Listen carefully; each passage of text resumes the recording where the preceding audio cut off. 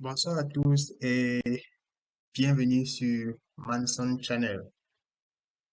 Dans cette troisième partie de notre série sur le regroupement familial, nous parlons des documents à soumettre. Alors, comme j'ai dit dans la dernière vidéo, vous pouvez soumettre vos documents directement en ligne comme je l'ai fait. Et pour ce faire, vous devrez aller sur le site uscis.gov et y créer un compte si vous n'en avez pas. Donc, euh, je ne vais pas créer un compte à zéro puisque j'en avais déjà un. Et donc, dans ce compte, euh, vous aurez une page un tout petit peu semblable à quelque chose de ce genre. Euh, Ici, le case status, ça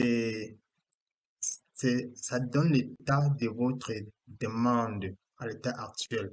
Donc, par exemple, ça, c'est ma demande qui avait déjà été euh, approuvée au niveau de USCIS. Là, c'était le 5 septembre 2021.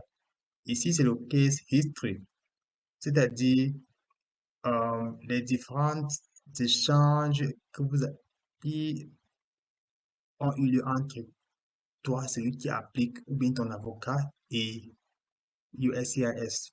Donc, ça peut être des notifications qui t'ont faites, etc. Là, tout ça figure dans cette zone. Donc, vous avez une historique de votre communication.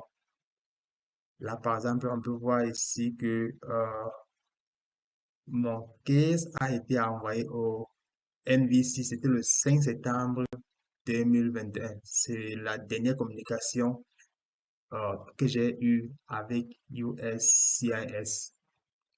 Et la colonne suivante, c'est-à-dire les documents. Ici, elle vous présente les différents documents que vous avez eu à soumettre. Donc, ça peut être le document relatif au mariage, comme dans mon cas, par exemple. Et ça peut être un document, le document d'approbation de votre application de USCI que, qui vous a envoyé.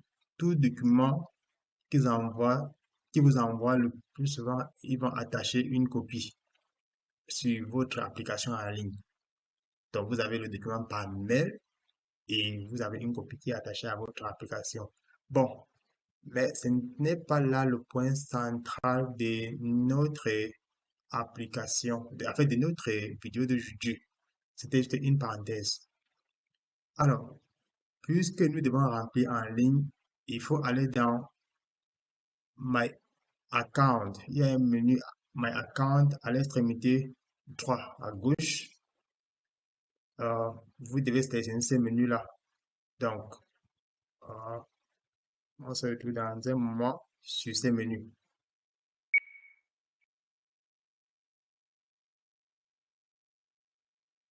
Comme je disais tantôt, vous partez sur My Account, puis vous sélectionnez euh, Fill a form online.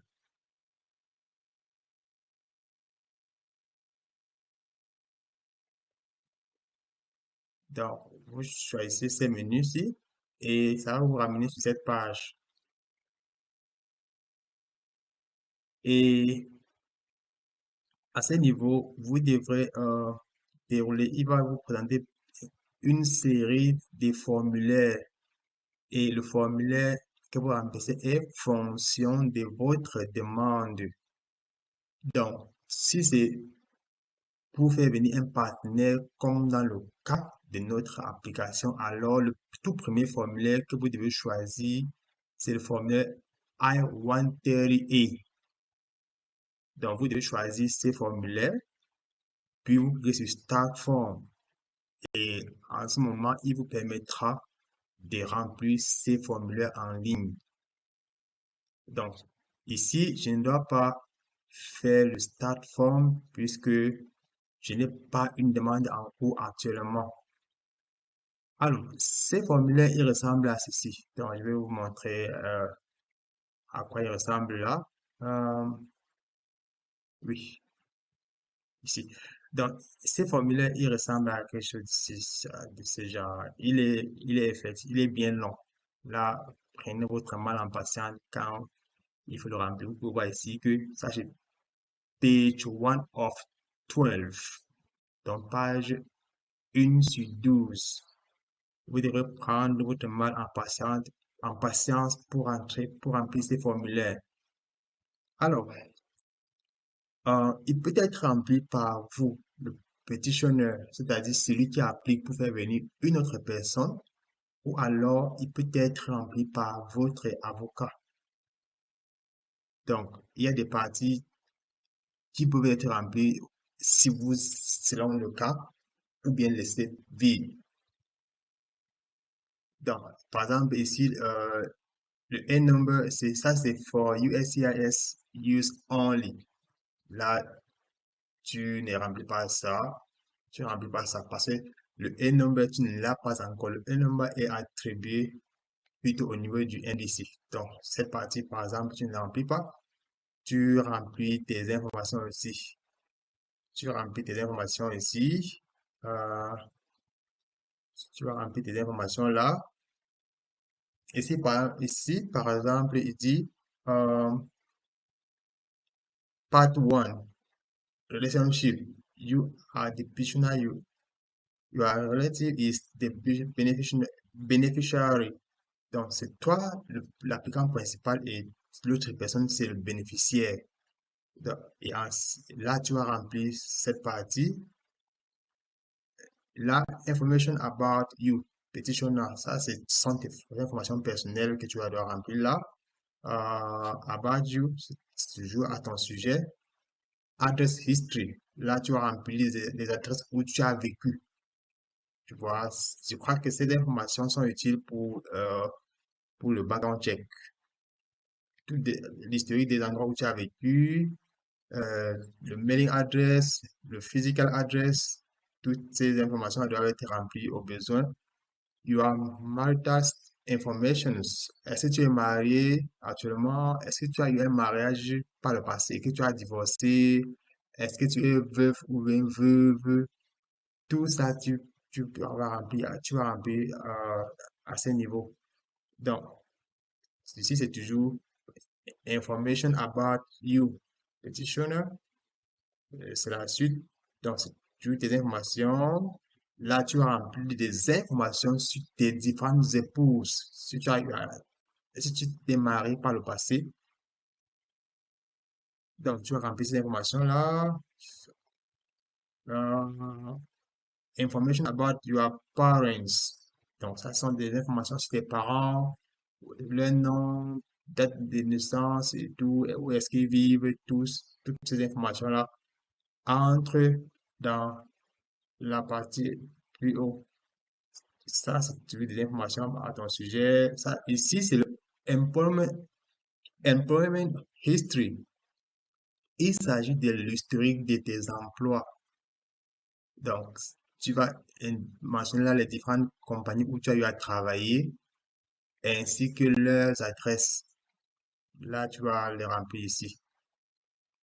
Ici, c'est biographic information.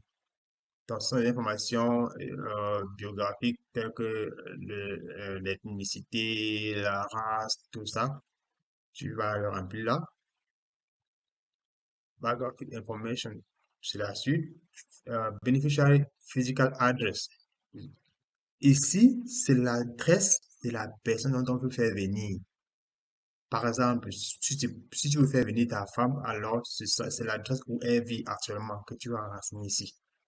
Tu vois? C'est l'adresse où la personne vit actuellement que tu renseignes à ces niveaux. Donc, beneficiary full name, ça, c'est la personne dont on veut faire venir.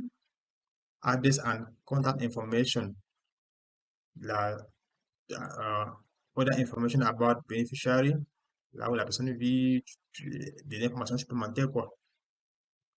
Information about beneficiary marital information.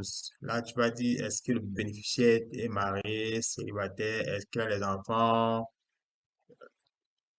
Toutes ces informations-là doivent être remplies ici. Alors, euh, là, tu remplis information about beneficiary.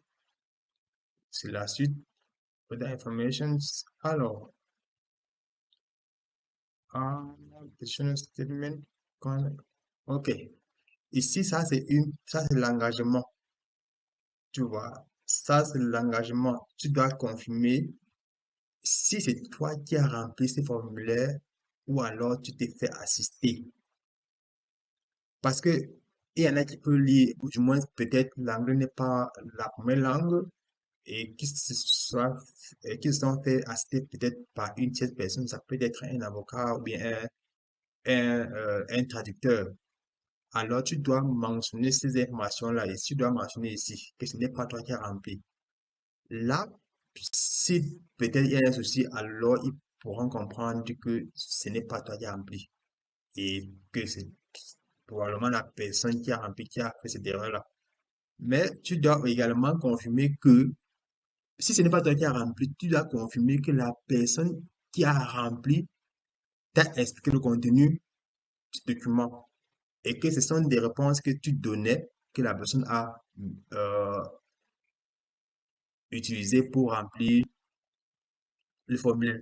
Là, par exemple, part 7, ça c'est Interpreters Contact Information. C'est-à-dire, s'il y a un interprète que tu as utilisé pour remplir, alors tu dois fournir, tu dois remplir des informations pour cet interprète-là ici. Mais au cas où tu as rempli par toi-même, une personne t'a assisté, alors tu dois laisser cette partie vide. C'est justement la raison pour laquelle je disais que si tu t'es fait assister, alors tu dois indiquer dans le formulaire que tu t'es fait assister. Mais au cas où tu l'as fait par toi-même, alors il n'y a pas de contenu supplémentaire à gérer, quoi. Donc, ça, part 8, c'est Contact Information Declaration and Signature of the person preparing this petition if other than the petitioner. OK? Justement, la personne qui a rempli à ta place, par exemple l'interprète, toi, complète cette partie du formulaire. Très important. Euh, OK, pas encore. Contact information declaring and signature of the person preparing this form if other than. OK, c'est toujours la suite de cette partie-là. Donc, vous voyez, tout est prévu sur le formulaire. Il peut être rempli par vous ou alors vous pouvez vous faire assister si il y a des choses que vous ne comprenez pas. Et comme j'ai eu à le dire, cette partie, le formulaire I-130 se focalise spécifiquement sur le petitioner, c'est-à-dire celui qui appelle pour faire venir euh, l'époux ou bien l'épouse. Ça focalise plus sur toi, même comme ça contient quelques informations sur la personne dont on veut faire venir. Alors, le deuxième formulaire qu'on doit remplir ici, c'est le I-130A. Donc, voici à quoi il ressemble. Je remonte rapidement. Donc, voici à quoi il ressemble. Forme I-130A. Et il faut toujours prendre en compte la date d'expiration qui est sur le formulaire. Du moins, rassurez-vous d'être en train de remplir la dernière version du formulaire. C'est très important. Alors, le titre, c'est Supplemental Information for Spouse Beneficiary. Cette partie focalise uniquement sur la personne dont vous faites venir, tu vois. Et elle est même censée être remplie par cette personne-là si elle a un niveau d'anglais qui lui permet de remplir le formulaire de manière personnelle. Mais, comme j'ai dit sur le I-130, la personne peut tous se faire assister. Ça peut être peut-être par la personne qui applique pour faire venir cette personne-là, qui l'assiste à remplir, ou bien ça peut être un interprète qui aide à remplir. Mais à la fin, tu dois dire que ce n'est pas toi qui as rempli, tu t'es fait assister. Et les informations de la personne qui t'aura assisté doivent être demandées vers la fin, exactement comme c'était le cas, du formulaire euh, I-130 et vers la fin. Tu vois, ça c'est information about your employment outside of the United States. Donc, puisqu'on veut faire venir une personne vivant hors des États-Unis, alors ici, on demande des informations sur l'emploi de la personne hors des États-Unis.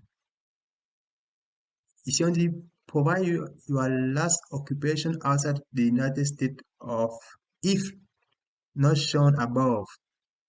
If you never worked outside of the United States, provide the information and the space provided in part 7. Donc, si tu as eu à travailler par le passé hors des États-Unis, tu dois remplir des informations de la compagnie où tu as travaillé. Et si tu n'as jamais travaillé, ok, tu laisses vide pour dire que tu n'as jamais travaillé, par exemple. Donc, il faut euh, lire, essayer de comprendre ces formulaires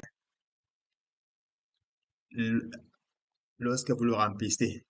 Quand vous n'êtes pas sûr d'une information que vous fournissez, c'est important de prendre son temps et de se rassurer que on a rempli la bonne information. Sinon, ça risque de vous ralentir votre application car le formulaire que vous envoyez peut être rejeté. Donc, euh, c'est très important de bien remplir ces formulaires-là parce qu'il va de la durée de votre application. Donc, là, par exemple, ici, c'est part 6, Contact Information Declaration and signature of the person preparing this form, if other than the spouse beneficiary. Oui, ça, c'est les informations de la personne qui a rempli euh, le formulaire. Si c'est une personne autre que l'époux ou bien l'épouse, ou bien, bref, si c'est une personne autre que le bénéficiaire, alors cette personne va devoir remplir cette partie-ci. Mais si c'est le bénéficiaire lui-même qui a rempli, alors vous n'avez pas besoin de remplir cette partie. Donc, voilà ce qui est des deux formulaires à remplir au niveau des USCIS. Alors, comme j'ai dit, le formulaire, revenons à ceci, ok, you have been inactive for too long, ok, anyway. Donc, puisque vous avez choisi le formulaire I-130 et ici, et que vous avez rempli, alors, je vais dire que lorsque vous finissez le formulaire, vous le soumettez directement en ligne. Maintenant, sauf que dans le menu déroulant, jusqu'à l'heure actuelle, peut-être dans les mois à venir, ils ajouteront le formulaire I-130A, peut-être, mais sinon, il n'est pas ici. Alors, ce que vous allez faire pour pour celui-là, à mon avis, c'est de vous, vous l'imprimez, vous le téléchargez en ligne, vous remplissez, vous scannez et vous attachez à la section Documents dont j'ai présenté en début de cette vidéo. C'est la même partie où vous allez uploader tous les différents éléments pour appuyer votre application. Donc, vous allez uploader le I-130A là-bas également. Ça, c'est à ne pas oublier. quand moi je faisais mon application, je n'ai pas su il y avait un formulaire, le I-130A. J'avais juste rempli le I-130 et un an après, un an après, ils ont demandé que je soumette le I-130A. Donc, ça a encore pris, ça a été 2 mois sur le temps que mon application devait faire à USCIS. Et c'est à ce moment-là que ça a été approuvé. Donc, donc, euh, là, on vient de présenter les différents formulaires qu'il faut euh, remplir au niveau de USCIS. Et dès que votre application est approuvée, elle est envoyée au niveau du NBC. Et à ce niveau-là, il y a d'autres formulaires que vous devez remplir. Il y a d'autres formulaires que vous devez remplir. Donc, euh, on se retrouve dans quelques instants pour la partie NVC de l'application.